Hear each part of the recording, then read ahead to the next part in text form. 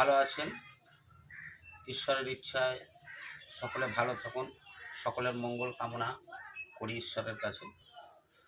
যাই হোক, আজকে জ্যোতিষ বিদ্যার প্রাথমিক স্তর থেকে আমি কিছু আলোচনা করব।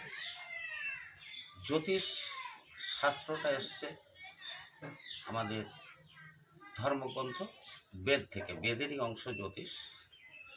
যদিও এই জ্যোতিষ নিয়ে অনেকের অনেক রকম মতভেদ আছে, আর আজকের দিনে জ্যোতিষকে সঠিক প্রয়োগ করতে না পারার জন্য জ্যোতিষ সম্বন্ধে মানুষের একটা অনীহা দেখা দিয়েছে।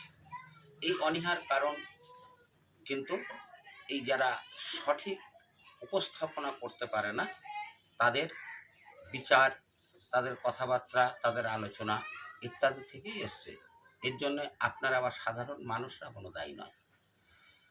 জ্যোতিষ বিচার এত সূক্ষ্ম হওয়া উচিত যা থেকে বলে দেয়া যায় যে আপনার জীবন কোন দিকে মোড় নেবে, বর্তমান কেমন চলবে, ভবিষ্যৎ কেমন চলবে, অতীত কেমন ছিল, পুরোটাই বলা যায়।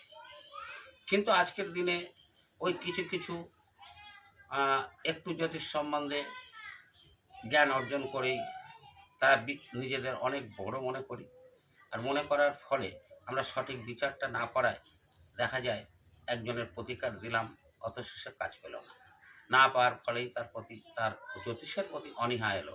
কিন্তু এর জন্য জ্যোতিষ দায়ী নয়। যারা জ্যোতিষ জ্যোতিষ জ্ঞানকে যথেচ্ছ ব্যবহার করছে তারাই দায়ী।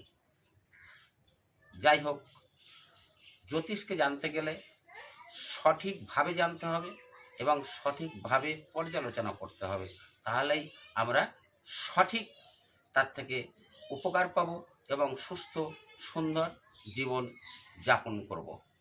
নমস্কার। এরপরে আবার দেখা হবে। যদি প্রয়োজন হয় নিচে আমাদের নাম্বার আছে, ওই নাম্বারে যোগাযোগ করবেন। যে কোনো সমস্যার সমাধানে যোগাযোগ করলে আমরা আমাদের নিজের মতো করে, আপনারা যাতে সকলে ভালো থাকেন সেই মতো বিচার করে সেই মতো প্রতিকারের ব্যবস্থা করব। হরে কৃষ্ণ। নমস্কার।